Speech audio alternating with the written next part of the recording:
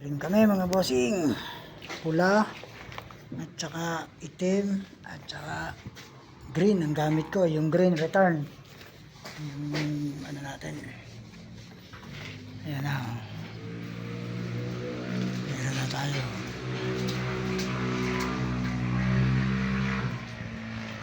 Yung switch natin meron na yan. Ito yung wire natin sa terrace, yan. Tapos ito yung sa mga poste, lighting sa poste, ayun. Tapos kukuha ulit tayo ng switch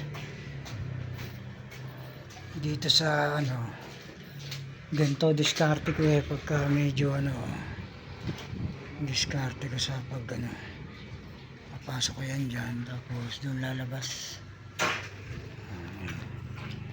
yung diskarte ko, titipan ko na lang yan.